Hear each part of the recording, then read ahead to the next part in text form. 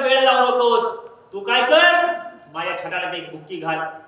माझी काय अवस्था होते काय नाही जर मी वाचलो तर मग मी काय करीन. माझी सुद्धा बारी आहे, मी सुद्धा एक बुक्की तुझ्या छटाडात घालेल असं सुद्धा रावण बोलत आहे. जेव्हा मारिला अक्षय सुत, तेव्हाची तुझा प्राणांचा, आता मेला नाजित, मिथ्या पुरुषार्थ तुवल गती. म्हणून या ठिकाणी ज्या दिवशी अखिया कुमाराला हनुमंतानं कसं मारलेलं आहे, फिरवून जसं बाया धुना आपटतात त्या प्रकारे या अखियाला सुद्धा फिरवून खडकावर आपटलेला आहे हनुमंतानं. काय सगळं बुकना झालेला आहे, सगळं छिन्न विच्छिन्न शरीर या अखियाचं झालेलं आहे. त्याप्रमाणे ज्या दिवशी अखियाला मारलो त्याच दिवशी काय झालेलं आहे, तो वृद्ध अवस्थेमध्ये गेलेला आहे. हनुमंत चेतावणी देत आहे. ऐकणी कपीच्या वाक्याते, क्रोपे प्रज्वलनी लंकानाथे, उरावरी हनुमंताते, निष्ठुर घाते ताडले. म्हणून राग आलेला आहे रावणाला. किती राग आलेला आहे. अखल्या कुमाराची आठवण, शेंडे फळाची आठवण हनुमंतानं करून दिली. कसं मारलेलं होतं हे सुद्धा हनुमंतानं सांगितलेलं आहे.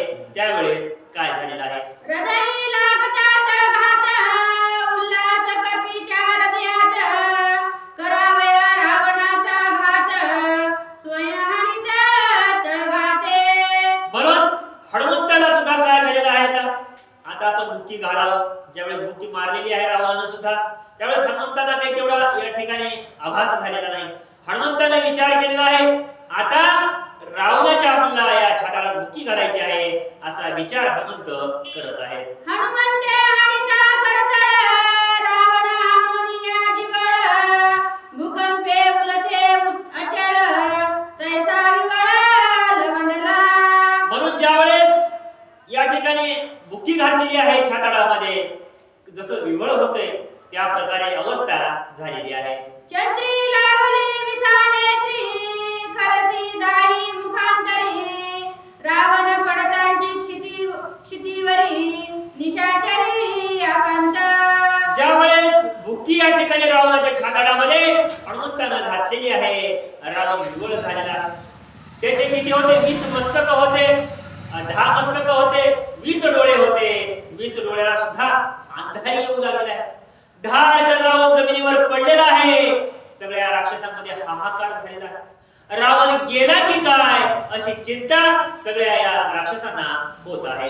जाणोनी हनुमंत अति उद्भट, त्याची का भिडो गेला दशकंठ, तेने तळघाटे केला सेवट, राज्य लोट लंकेचा.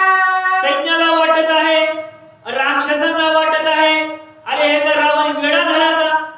रावणाला माहित नाही का ज्यावेळेस हा वानर लंकेमध्ये आला होता त्यावेळेस टोले दिलेले होते. रावणाला याची अक्कल नाही का, आठवण नाही का, या वानराच्या नादी कशाला हा रावण लागलेला आहे. एक बुके या वानराला दिली, आता रावण संपलाच. आता राज्याचं काय होईल, आपलं काय होईल अशी चिंता राक्षसांना पडलेली आहे. बोंब सुटली नळभारी, बोंब सुटली निशाचरी, बोंब सुटली लंके माघारी, केली बहरी हनुमंते. अहो सगळे राक्षस बोंबलू लागलेले आहेत, दोन्ही हाताने बोंबलत आहेत. काय करावं, सगळं दळ भोगलेलं आहे. जे राक्षस होते ते सुद्धा बोंबलू लागलेले आहेत आणि ही बातमी लंकेमध्ये दाखल झालेली आहे. सगळीकडे हाहाकार होत आहे की रावण विवळ झालेला आहे, रावणाला वानरानं मारलं अशी बातमी चोहीकडे गेलेली आहे. आतुर बळी वायू नंदन, पूर्वी जाळले लंका भुवन, आता मारिला दशानन, केले कंदन राक्षसा. म्हणून हा वानर कसा आहे, आतुर बळी आहे, कोणाला न आटोपणार आहे, सगळ्या राक्षसांवर भारी पडणार आहे. ज्यावेळेस लंकेमध्ये आला होता या लंकेची बळी करून टाकली या वानरानं. पण रावण या वानराच्या समोर गेला, पण रावणाला सुद्धा आडवं करण्याचं सामर्थ्य या वानरामध्ये आहे. हे कोण राक्षसाने ओळखलेलं आहे. देखोनी हनुमंताची ख्याती, सुरवर जय जयकार करती, असुर अंगवण वाणीची, ऋषी स्तविती जय शब्द. ज्यावेळेस या रावणाच्या छादाडात लगवलेली आहे. रावण आडवा झालेला आहे. सगळ्या देवांना सुद्धा आनंद वाटू लागलेला आहे. कारण हा रावण आपल्याला काहीतरी कामा लावायचा, आपल्याला नौकर बनवून ठेवलेला आहे. या रावणाच्या बंदीतून आपला बाहेर पडायची आहे ही चिंता देवांना होती. देव सुद्धा जय जयकार करत आहेत. राक्षस तर अगोदरच बोबलत आहेत. राक्षसांची अवस्था बिकट झालेली आहे. सिद्ध गंधर्व चारण वानिती कपींची अंगवण रणी ढिलावला रावण बळ संपूर्ण हनुमंता. सिद्ध असतील, चारण असतील, गंधर्व असतील, सूर असतील, असुर असतील, यांना सुद्धा वाटत आहे काय सामर्थ्य असेल. हा एवढा लंकापती सामर्थ्यवान आहे ज्याने की कैलास सुद्धा हलवला. त्या रावणाला आडवं करण्याचं सामर्थ्य या वानरामध्ये आहे. या वानरानं रावणाच्या डोळ्याला अंधारी लावण्याचं कार्य केलेलं आहे. हे कोण सामर्थ्य कोणामध्ये? वानरामध्ये आहे. सर्वजण जय जयकार करत आहेत. अद्रष्ट गतींचे विंदन कपीचे निहाते नाही मरण रावणाचा परतला प्राण सावधान स्वयंदाला. मुक्ती दिल्याबरोबर रावणाचा प्राण जावा. पण या ठिकाणी काय वाल्मिकी ऋषीने लिहिलेलं होतं? रावणाचं मरण प्रभू रामचंद्रांच्या हस्ते आहे. मग ही काळ्या दगडावरची रेष आहे आणि हे घडणारच. म्हणून रावणाचा प्राण जावा. पण जाता जाता वापिस आला. बाबा रावण तर रामाच्या हाताने मरणार आहे. जर हनुमंताला बुक्की मारली आणि रावण संपला तर रामाने इथं संपल्याशिवाय राहणार नाही. मग काय करावं? म्हणून या राक्षसाचा उद्धार सुद्धा फुटल्याशिवाय राहणार नाही. हे सर्व ओळखून रावणाचा प्राण वापस आलेला आहे. रावण सावधान होता धन्य म्हणे हनुमंता अप्रेमेय बळ पुरुषार्था शौर्य श्लाघता तिने लोकी. ज्यावेळेस रावणाचे डोळे उघडले, रावण सावध झाला. रावण उठला. बाबा हनुमंता तुझ्या एवढं सामर्थ्य माझ्यामध्ये नाही. खरंच तू सामर्थ्यवान आहेस. तुझी एक मुक्ती खाल्ली पण माझा जीव जातो की काय अशी अवस्था झाली. मी जमिनीवर पडलो. म्हणून या त्रिजगतामध्ये तुझ्या एवढं तर सामर्थ्यवान मी पाहिलेलं नाही अशी स्तुती स्वतः राक्षसी रावण हनुमंताची करत आहे. तुझ्या ऐसे बळसत्राण इंद्रादी देवा नाही जाण दानव मानव बापुडे कोण तुझी अंगवण त्या नाही. म्हणून मी देवांचं सामर्थ्य सुद्धा पाहिलं, इंद्राचं सामर्थ्य पाहिलं, आणखी कोणी असुर असतील, आणखी दुसरे कोणी असतील, सगळ्याचं सामर्थ्य पाहिलं. पण तुझ्या एवढं सामर्थ्य मला कुणामध्ये दिसलं नाही. तू सगळ्यामध्ये आतुरबळी आहेस, सामर्थ्यवान आहेस. स्वतः रावण स्तुती हनुमंताची करत आहे. दैत्य म्हणविती अतट ते तुझे वाटियेचे भाट तू वीर वरिष्ठ शौर्य श्रेष्ठ मी मानू. दैत्यांना, असुरांना, राक्षसांना वाटत होतं आमच्या एवढं सामर्थ्यवान कुणी नाही. पण आज कळून चुकलेलं आहे या वानरा एवढं सामर्थ्यवान कुणीच नाही. हे रावण स्वतःच्या मुखातून बोलत आहे. ऐकोनी रावणाचे वचन हनुमान बोलेल जयमान जळ माझी अंगवन घाये रावण न मारवेची. स्वतः रावण स्तुती हनुमंताची करत आहे. पण हनुमंतानं म्हटलेलं आहे बाबा जळो माझी अंगवन, जळो माझं सामर्थ्य. मी तुला एक बुक्की लावली का नाही, छाताडात घातली का नाही, पण माझं जर सामर्थ्य असतं तर रावणाचा जीव तवाच निघून गेला असता. रावण आडवा झालेला उभा झालाच नसता. पण काय करावं, माझं सामर्थ्य काही कामाचं नाही. हा रावण उठला असं सुद्धा या ठिकाणी या रावणाला चिडवण्यासाठी हनुमंत बोलत आहे. माझा लागता आघात निशेष मारावा लंकानाथ तो तू सावधान बोलत दिग्ग पुरुषार्थ पै माझा. माझा जर आघात लागला, माझा जर स्पर्श झाला तर तुझा प्राण जावा. पण तसं झालेलं नाही तर तू वाचलेला आहेस. मग माझं कुठलं सामर्थ्य? माझं सामर्थ्य नाही असं रावणाला हनुमंत बोलत आहे. ऐकोनी हनुमंताचे वचन रावण झाला कोपायमान रागे वज्र मुष्टी वळून हानी धावण हनुमंता. आता रावणाला अगोदरच मारलेला आहे, रावणाला अगोदर दुःख आलेलं आहे. त्याच्यामध्ये हनुमंत रावणाला चिडवण्याचा प्रयत्न करत आहेत. रावण कसा बसा उठलेला आहे, पण हनुमंत म्हणत आहेत, बाबा मी बुक्की मारलो पण तू उठलास. रावणाला राग आला. रावण रागाच्या भरामध्ये आता वानरा माझी बुक्की तुला खावं लागेल म्हणून एक बुक्की या वानराच्या म्हणजे हनुमंताच्या छाताला लगावत आहे. हृदयी लागता मुष्टिघात, नावे का हनुमान मूर्छित. रावणाचा घणानीला हात, व्यथाभूत रथावरी. स्वतः हनुमंत वज्रदेही आहेत, पण तरी असले तरी रावणानं बुक्की मारली, पण तात्काळ किंचित अशी मूर्छा हनुमंतांना आलेली आहे. मुष्टी हनिता तडपता हात, तो हनुमान झाला सावचित्त. निमेषार्ध करील घात, निघे लंकनात अति धाके. रावणाला राग आला. रागाच्या भरामध्ये रावणानं बुक्की या ठिकाणी हनुमंतांना मारले, पण मारली बुक्की, पण रावणाचा हात मुंग्या आल्या हाताला. काय करावं हातच नाही की काय अशी अवस्था रावणाची झालेली आहे. एवढ्या मुंग्या रावणाच्या हाताला आलेल्या आहेत. रण सांडूनी मागे जाता, उपहास लंकानाथा. रणी चुकवावया हनुमंता, प्रेरी निजरथा निळावरी. रावणाला कळून चुकलं, बाबा हा हनुमंत उठलेला आहे. हनुमंतासोबत लढाई करण्याचं सामर्थ्य आपलं नाही. हनुमंताच्या समोर जर आपण लढाई करायला गेलो तर हा हनुमंत आपल्याला अटकणार नाही. मग आपण काय केलं पाहिजे, हा रथ घेऊन आपण दुसऱ्या योद्ध्याच्या समोर गेलं पाहिजे. आपण वानरासोबत युद्ध केलं पाहिजे. हा विचार करून हा रावण दुसऱ्या योद्ध्याकडे जात आहे. हनुमंत युद्ध संकट, तुकोनी रथ गडगडाट. निळावरी आला दशकंठ, बाण उद्भट वर्षत. रावणाला ओळखलं, आपलं सामर्थ्य जेवढं आहे त्याच्यासोबतच आपण युद्ध करावं. हे हनुमान आपल्यापेक्षा भारी आहे, हनुमंताला आपण सोडून द्यावं आणि आपली वाट आपण रस्ता बदलावं. आपला मार्ग रावणानं बदललेला आहे.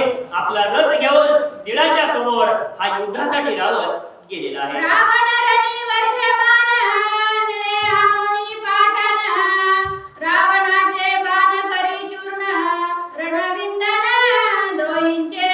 ज्यावेळेस रावणानं धनुष्य सज्ज केलेलं आहे आणि या धनुष्याला बाण लावून सन बाण सोडू लागलेला आहे, त्यावेळेस निळानं सुद्धा एक भला मोठा पर्वत उचललेला आहे, दगड शिडा उचललेली आहे आणि या रावणाकडे फेकलेली आहे. जेवढे रावणाचे बाण येत होते तेवढे रावणाचे बाण चुराडा करण्याचं कार्य हा निळाचा दगड करत आहे. रावण विंदी जे जे बाण, निळे वर्षोनी पाशान. अवघे करिता शतचूर्ण, रणी रावण क्षोभला. रावणाला वाटलं हा वानर लय भारी आहे, हनुमंत आपल्याला अटकणार नाही, दुसऱ्या एका छोट्या वानराकडे जाऊ. पण ज्यावेळेस या निळाकडे गेलेले आहेत आणि ज्यावेळेस निळावर बाण सोडू लागलेला आहे रावण, पण निळ काही कमी होता का? निळानं सुद्धा मोठा पाषाण उचललेला आहे, रावणाकडे फेकलेला आहे. 100 बाण रावण सोडत आहे, पण 100 बाण सुद्धा या रावणाचे चुरा करण्याचं कार्य हा निळ करत आहे. वर्मी भेदतांची शर, तेने क्षोभला वानर.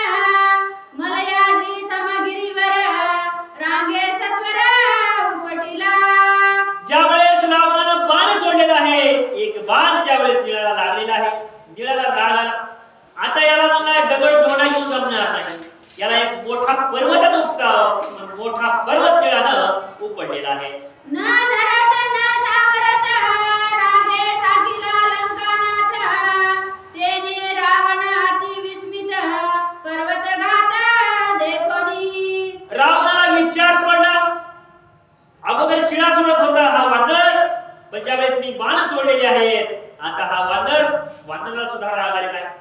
वानराला भला मोठा पर्वत ज्यावेळेस उपडलेला आहे रावणाकडे टाकलेला आहे. रावणाला काही कळत नाही या पर्वताचं आपण निवारण कसं करावं हा विचार रावणाला पडलेला आहे. श्रीरामाच्या निर्दयी, जो तो वानर आतुरबळी. पर्वत उपडोनी समूळी, रण कल्लोळी भिडदाती. रावणाला वाटलं फक्त हनुमंताच्या या ठिकाणी बलवान आहेत, सामर्थ्यवान आहेत, दुसऱ्या युद्धाबरोबर आपण वानराबरोबर युद्ध करावं.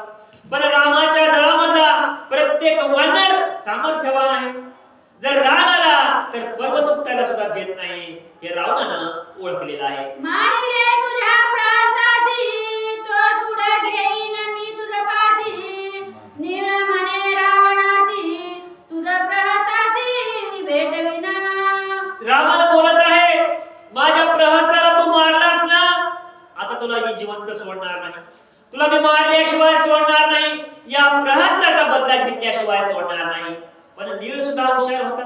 नीळाला सांगितलेलं आहे, रावणा तू घाबरू नकोस, तू चिंता करू नकोस, तुला प्रहस्ताची चिंता पडलेली आहे ना, मग तुला प्रहस्ताची भेट करवण्यासाठी मी वरी पाठवतो, असं सुद्धा नीळ या रावणाला चिडवत आहे.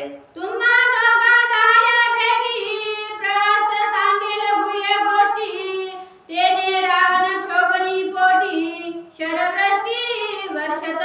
नीळानं सांगितलं, बाबा प्रहस्ताला कसं मारलं, प्रहस्तानं काय काय या ठिकाणी गुह्य गोष्टी प्रहस्ताजवळ आहे, गुपित गोष्टी प्रहस्ताजवळ आहेत, तुला इथे समजणार नाही, तुला कुठं जावं लागेल, प्रहस्ताजवळ वर जावं लागेल, त्यामुळं तुला मरावं लागेल आणि तुला मारण्याचं कार्य मी करेल आणि या प्रहस्ताची तुझी गाठ पडल्याशिवाय राहणार नाही.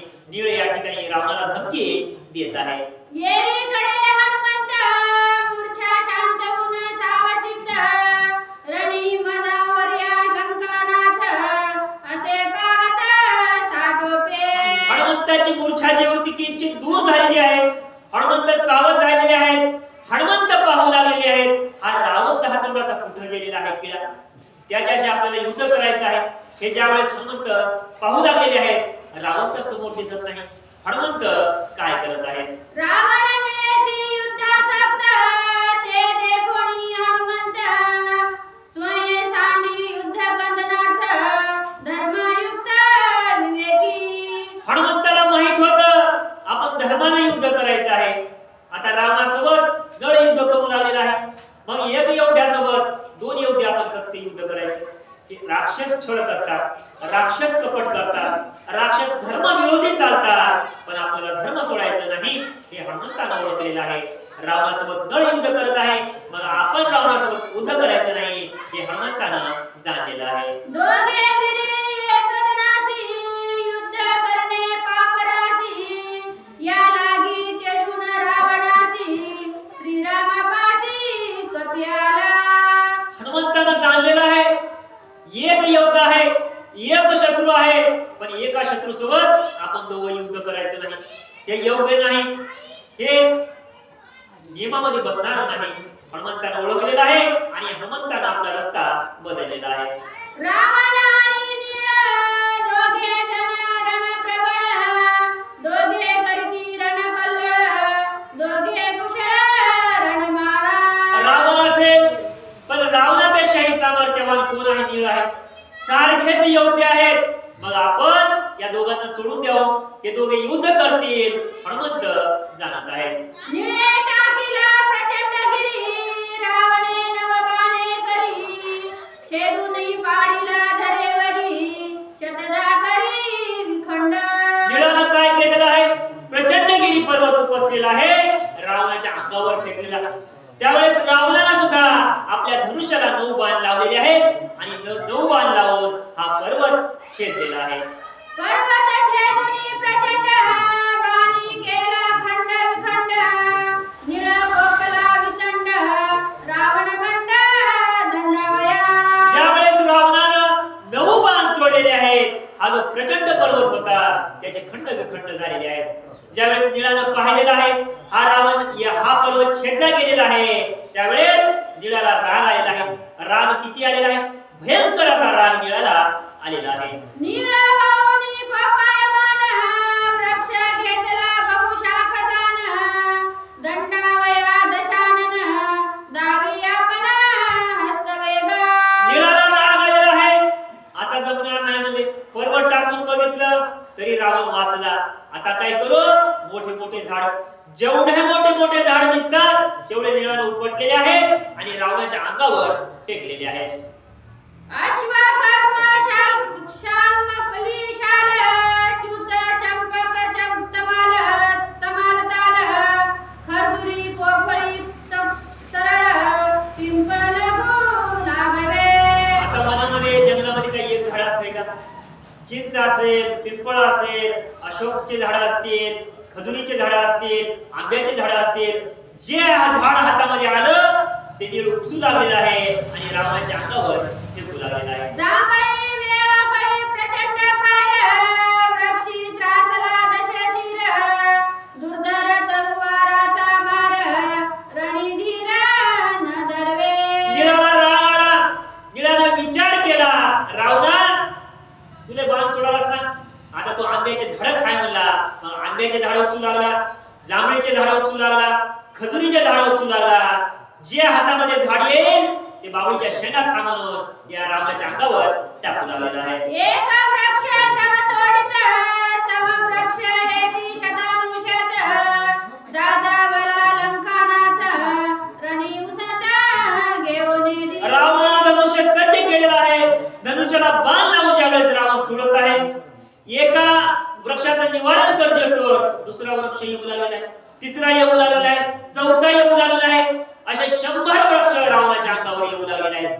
रावण सुद्धा जाजावला, किती बाण सोडावं, कसा धनुष्य धरावा हे सुद्धा भान रावणाला राहत नाही. वृक्ष आदळती शिरी, वृक्ष आदळती उरावरी, वृक्ष आदळती भुजावरी, धनुष्य करी धरून येदी. हातामध्ये धनुष्य आहे, पण धनुष्य हातामध्ये कसं धरावं हा सुद्धा रावणाला कळत नाही. एका पाठोपाठ एक झाडे येऊ लागलेली आहेत, निळ झाड उपसत आहे, रावणाच्या अंगावर फेकत आहे.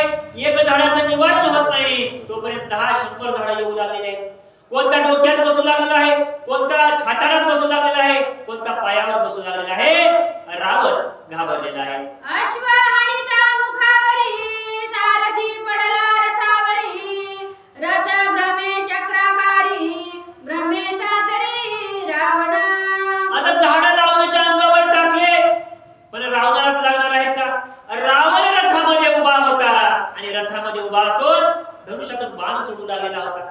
ज्यावेळेस निळाचे झाडं येऊ लागलेले आहेत, रावणाला तर डोळे बसतच आहेत, पण रावणाचा जो या ठिकाणी सारथी होता त्याच्या देखील डोक्यामध्ये एक टोला बसलेला आहे. हा सारथी रथाच्या खाली ओलांटी उडी मारून पडलेला आहे. सारथी मूर्छित रथावरी, अश्व वाघोरे कोणावरी, रथ भोवे सैरावरी, अपापरी रावणा.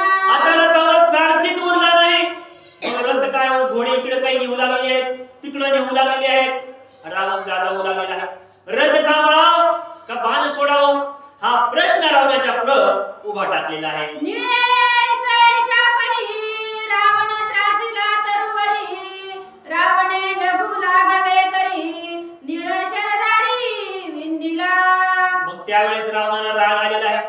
कसं बस या ठिकाणी हातामध्ये धनुष्य सज्ज केलेलं आहे आणि धनुष्यातून बाण हा रावण सोडू लागलेला आहे. रावण धनुर्वाराती दक्ष, विकट साधोनिया लक्ष, छेदुनी सांडिले वृक्ष वृक्ष, निळ सन्मुख विंदिला. मग त्यावेळेस रावणानं कसा बसा या ठिकाणी काय केलेलं आहे, धनुष्य सज्ज केलेलं आहे, धनुष्यातून बाण सोडू लागलेला आहे. जेवढे वृक्ष आपल्याकडे येऊ लागलेले होते, झाडं येऊ लागलेले होते, ते झाड छेदण्याचं कार्य या रावणानं केलेलं आहे असं सुद्धा या ठिकाणी सांगत आहे. कुंडलका